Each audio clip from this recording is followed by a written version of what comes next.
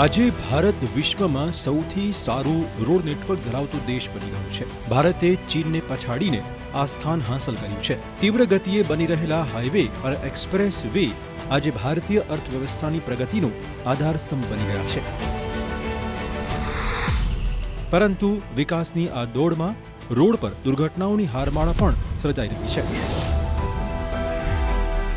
Road પરિવહન અને highway મંત્રાલય અનુસાર ભારતમાં દરરોજ 1200થી વધુ માર્ગ અકસ્માત થાય છે અને વર્ષમાં 80,000થી વધારે લોકો પોતાના જીવ ગુમાવે છે. આ દુર્ઘટનાઓના કારણે દેશની જીડીપીને લગભગ 5થી 7% નુકસાન થાય છે. વર્ષ 2021માં થયેલા માર્ગ અકસ્માતોમાં આશરે 37.3% કમર્શિયલ વ્હીકલ સામેલ હતા. દેશમાં વધી રહેલી આ દુર્ઘટનાઓ પાછળ અનેક કારણ હોઈ શકે છે, પરંતુ અહીં ધ્યાન આપવા જેવી બાબત એ છે કે આપણા બધાની ભાગીદારીથી આ વધતા અકસ્માતોને ઓછા કરી શકાય છે. एक्सीडेंट होता है तो उसमें ज़्यादातर ड्राइवर मारे जाते हैं. हमें ट्रेनिंग सही करके दी जाए तो हमारे जैसे एक्सीडेंट वगैरह में जैसे साधन हो सकता है ट्रेंड होंगे तो हमें ज़्यादा फोकस रहेगा, लंबे सफ़र तक हम चल सकेंगे.